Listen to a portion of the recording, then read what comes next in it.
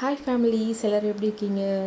எல்லோரும் நல்லா இருப்பீங்கன்னு நம்புகிறேன். நான் ரொம்ப சூப்பராக இருக்கேன். எல்லோரும் நல்லா இருக்கணும்னு நான் கடவுள்கிட்ட வேண்டிக்கிறேன். ஸோ இந்த வீடியோவில் மண்டே டு டியூஸ்டே நான் என்னென்ன ரொட்டீன் லைஃப்பில் ஃபாலோ பண்ணிகிட்ருக்கேன், என்னென்ன வேலைகள் செய்கிறேன்றது தான் உங்ககிட்ட நான் ஷேர் பண்ணிக்க போகிறேன். நீங்கள் இப்போ தான் என் வீடியோ ஃபஸ்ட் டைம் பார்க்குறீங்கன்னா கண்டிப்பாக சப்ஸ்கிரைப் பண்ண மறந்துடாதீங்க. கண்டிப்பாக சப்ஸ்கிரைப் பண்ணிவிட்டு பக்கத்தில் இருக்கிற பெல் பட்டனை கிளிக் பண்ணுங்கள். அப்போ தான் நான் அடுத்தடுத்த வீடியோ போடும்போது உங்களுக்கு நோட்டிஃபிகேஷனில் வரும். ஃபஸ்ட்டு வந்து நம்ம என்னென்ன பண்ண போகிறோன்றதை ஃபஸ்ட்டே பிளான் பண்ணி வச்சிட்டோம்னா நமக்கு ஈஸியாக எல்லா வேலையும் முடிஞ்சிடும். இது மண்டே மார்னிங் காலையில் வந்துட்டு வாசல்லாம் கழுவி விட்டாச்சு. ஸோ இதுக்கப்புறம் பூஜை பொருள் க்ளீன் பண்ணுறதுக்கு நமக்கு டைம் கரெக்டாக இருக்கும். ஸோ பூஜை பொருள் க்ளீன் பண்ணுறதுக்கு நான் ஒரு வீடியோ போட்டிருக்கேன். அதை வந்துட்டு உங்களுக்கு டிஸ்கிரிப்ஷனில் கொடுக்குறேன். கண்டிப்பாக செக் பண்ணி பாருங்கள். ஈஸி மெத்தடில் எப்படிலாம் க்ளீன் பண்ணலாம் அப்படின்றத நான் ஃபஸ்ட் டைம் ட்ரை பண்ணி எனக்கு ரிசல்ட் நல்லா இருந்ததுனால உங்களுக்கு அதை ஷேர் பண்ணியிருக்கேன். கண்டிப்பாக மிஸ் பண்ணாமல் போய் செக் அவுட் பண்ணி பாருங்கள். சாமி சிலைகள்லாம் வைக்கிற ஷெல்ஃபெல்லாம் முதல்ல ஒரு நல்ல காட்டன் துணி எடுத்துகிட்டு முடிஞ்சால் பச்சை கற்பூரம், ஜவ்வாது, பன்னீர் இதெல்லாம் கலந்து தண்ணியில் அலசிட்டு அதை நீங்கள் துடைச்சா நல்லது. நான் அந்தமாரி தான் பண்ணேன். அதை நான் உங்களுக்கு காமிக்கல, ஜஸ்ட் நான் உங்ககிட்ட சொல்கிறேன். நீங்கள் அந்தமாரி பண்ணுங்கள். அப்போ தான் பூஜை ரூமில் என்ட்ராகும்போதே ஒரு நல்ல ஸ்மெல். அதே போல் காமாட்சி அம்மன் விளக்கு வைக்கும்போது எப்பயுமே தட்டாக இருந்தாலும் சரி, அது ஒரு மனையாக இருந்தாலும் சரி, முடிஞ்சால் பச்சரிசி நிரப்பி வைங்க. இல்லைனா ஒரு 5 ரூபாய் நாணயம் வச்சு வைங்க. போல் பிள்ளையாருக்கும் 5 ரூபாய் நாணயம் வச்சு தான் வைக்கணும். பிள்ளையாருக்கு மேலே ஒரு தட்டு வச்சு நான் முருகரை அங்கே வச்சுப்பேன். வெற்றிலை தீப வழிபாடு பண்ணும்போது மட்டும் தனியாக ஒரு மனை வச்சு அதில் முருகர் சிலையை தனியாக எடுத்து வச்சு வெற்றிலை தீபத்துக்கு நான் யூஸ் பண்ணிப்பேன். அந்த சின்ன வேல் பார்த்திங்கன்னா அது வந்து ஃபஸ்ட் டைம் நான் தைப்பூசம் விரதம் வந்து லாஸ்ட் இயர் இருந்தேன். அப்போ வந்து ஃபஸ்ட்டு தைப்பூசம் அன்றைக்கி வேல் வாங்கணும்னு சொல்லிட்டு அது எனக்கு கிஃப்டாக வந்தது. ஸோ அதை வந்துட்டு அதை நிற்கலை. அதனால் இந்த ஊதுவத்தி கல் இருக்கு இல்லையா, அதில் வந்துட்டு ஸ்டாண்டில் நிற்க வச்சு அதை யூஸ் பண்ணிப்பேன். அது கரெக்டாக இருக்கும். ஸோ அந்தமாரி அதையும் நான் முருகர் பக்கத்துலேயே வச்சுக்கிறேன். நெக்ஸ்ட்டு அன்னபூர்ணி அம்மாவோட தட்டில் அதே மாதிரி பச்சரிசி நிரப்பி வச்சுக்கணும். அதுக்கு மேலே தான் அன்னபூர்ணி அம்மாவோட செலவு வைக்கணும். வச்சுட்டு அவங்க கரண்டி வச்சுருப்பாங்கல்ல, கரண்டி மாரி இருக்கும்ல, அதுலேயுமே அரிசி வைக்கணும். அரிசி போடாமல் இருக்கக்கூடாது. அதுக்கு மேலே வந்து திருப்பதி அந்த கோபுரம் அந்த சிலை வந்து தட்டில் அதே மாதிரி 5 ரூபாய் காயின் வச்சு நான் வச்சுருக்கேன். அதுக்கு பக்கத்தில் சாலிகிராம கல் வச்சுருக்கேன். இந்த பக்கம் பார்த்திங்கன்னா முருகர் பக்கத்தில் வேலுக்கு பக்கத்தில் வாராகி அம்மன் சிலையும் வச்சுருப்பேன். அதுக்கு மேலே விளக்கு எதுவுமே இருக்கக்கூடாதுன்னு சொல்லிட்டு ஒரே ஒரு சின்னதாக ஒரு வெள்ளியில் அகல் விளக்கு வச்சுருப்பேன். இந்த வெற்றிலை தீப வழிபாடுன்றது எனக்கு சுத்தமாக எனக்கு தெரியாத ஒன்று. நான் சும்மா ஒருத்தவங்க சொன்னாங்கன்றதுனால முருகர் மேலே இருக்கிற நம்பிக்கையில் ஃபஸ்ட் ஸ்டார்டிங்கில் ஒரு 6 வாரம் நான் தொடர்ந்து வெற்றிலை தீபம் போடுறேன் வீட்டில் அப்படின்னு சொல்லி வேண்டிட்டு போட ஆரம்பித்தது தான். இன்னி வரைக்கும் 1 இயர் ஆகுது. இது வரைக்கும் கடவுள் புண்ணியத்தில் எனக்கு ஒரு நாள் கூட அந்த டியூஸ்டே டைமில் ஒரு தடங்கள் கூட எனக்கு வந்தது கிடையாது. ஸோ கண்டினியூவாக நான் போட்டுட்ருக்கேன். கண்டிப்பாக அதுக்கான பலன் நான் அனுபவிச்சிருக்கேன். அடுத்தது குலதெய்வ சொம்புலையும் நீர் மார்த்தத்துலேயும் நான் தண்ணி நல்ல சுத்தமான தண்ணி நிரப்பி வச்சுருக்கேன். அதில் பச்சை கற்பூரமும் ஏலக்காவும் குலதெய்வ சொம்பில் போட்டுட்டேன். அதேமாரி நீர் மார்த்தத்துலேயும் கொஞ்சமாக பச்சை கற்பூரம் வச்சு எடுத்து வச்சுக்கிறேன். இதெல்லாம் முன்னாடியே ப்ரீ பிளான் பண்ணி வச்சுக்கிட்டா காலையில் ஏஞ்சதும் நான் வந்து ஹோரை டைமில் 6 to 7 ஹோரை டைமில் தான் காலையில் எப்பயுமே பூஜை பண்ணுவேன். ஸோ அந்த டைமில் பண்ணும்போது நமக்கு ஒரு அவசரமாக நம்ம பொறுமையாக பண்ணுற மாதிரி இருக்கும். அதெல்லாம் முன்னாடியே முடிச்சு வச்சுட்டா நமக்கு கொஞ்சம் பர்ஃபெக்டாக இருக்கிற மாதிரி இருக்கும்.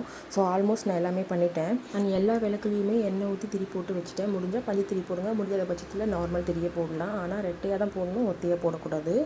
செவ்வாய்க்கிழமையில் ஹோரை டைம் வந்து காலையில் 6 to 7, மதியம் 1 to 2, நைட்டு வந்து 8 to 9 வரும். நமக்கு எந்த டைம் வேணுமோ கன்வீனியண்ட்டாக இருக்கோ, நம்ம எப்போ ஃப்ரீயாக பொறுமையாக சாமி கும்பிட முடியுமோ நம்ம எந்த டைமில் வேணால் யூஸ் பண்ணிக்கலாம்.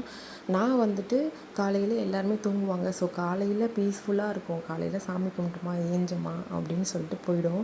எனக்கு காலையில் ஏஞ்சதும் பூஜை பண்ணுறது ரொம்ப பிடிக்கும். ஃபஸ்ட் டைம் ஒரு தடவை பண்ணி எனக்கு ரொம்ப பிடிச்சிருச்சு. ஸோ அதுலேருந்து நான் அந்த டைம் தான் கண்டினியூ பண்ணுறேன். எவ்வளோ சோம்பேறித்தனமாக இருந்தாலும் காலையில் ஏஞ்சி நான் பூஜை பண்ணி தான் அடுத்த வேலையை பார்ப்பேன். ஸோ அதுக்கப்புறம் நிலைவாசலில் மஞ்சள் குங்குமம்லாம் வச்சுட்டு வீடை ஃபுல்லாக மாப் பண்ணி விட்டுட்டேன்.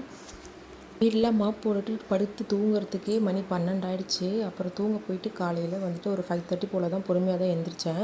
5:30 போல் ஏஞ்சிட்டு குளிச்சுட்டு வரும்போது டைம் கரெக்டாக இருந்துச்சு. இப்போ நம்ம கரெக்டாக எல்லா வேலையும் பார்க்க ஆரம்பிச்சோன்னா கரெக்டாக இருக்கும். பெரிய வேலைலாம் எதுவும் கிடையாது. சாமி ரூமில் பூலாம் வச்சு அலங்காரம் பண்ணிவிட்டு வாசல்லையும் உள்ளேயும் கோலம் மட்டும்தான் போடணும். கோலம் போட்டுட்டு படைக்க உட்கார வேண்டியது தான். நான் எப்பவுமே முருகருக்கு அபிஷேகம் பண்ணி தான் படைப்பேன். என்னால் முடிகிறப்போ நான் 3 அபிஷேகம், 5 அபிஷேகம், 6 அபிஷேகம் அந்தமாரி பண்ணுவேன். முடியாத பட்சத்தில் 1 தான் பண்ணுவேன்.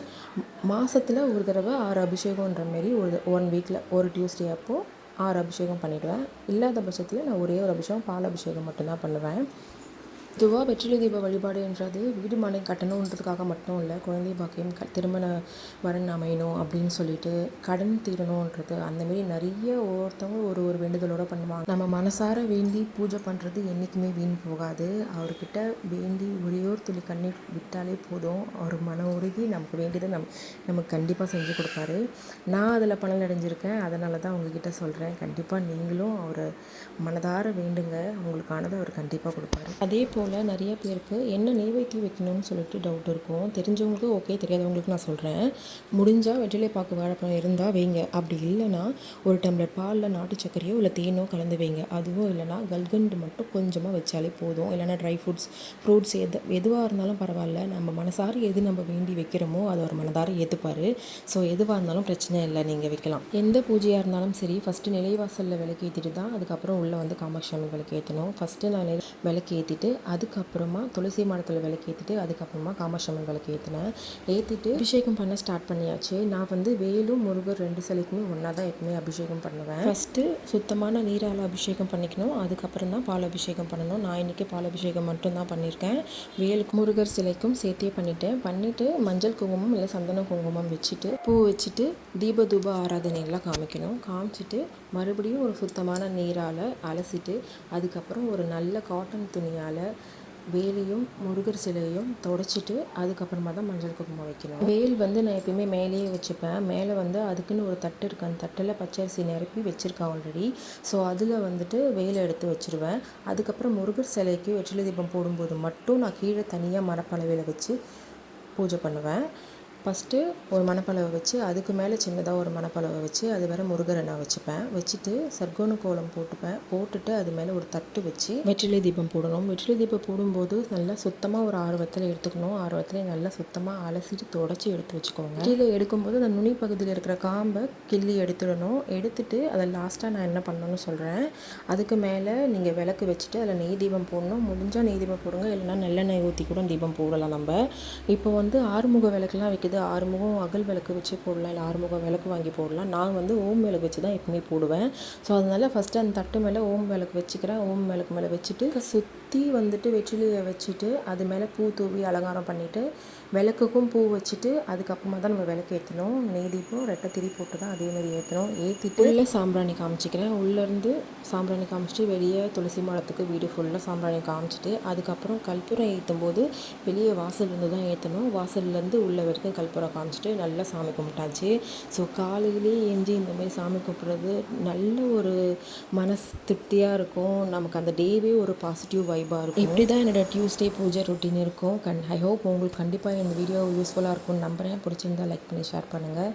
லாஸ்ட்டாக முடிச்சுட்டு ஒரு காஃபியை வச்சுட்டு உட்காந்தா அந்த டேவே ஃபுல்ஃபில் ஆன மாதிரி ஆகிடும். ஸோ கண்டிப்பாக இதான் ஃபஸ்ட் டைம் வீடியோ பார்க்குறீங்கன்னா கண்டிப்பாக சப்ஸ்கிரைப் பண்ணுங்கள். Keep supporting. நெக்ஸ்ட் வீடியோவில் பார்க்கலாம்.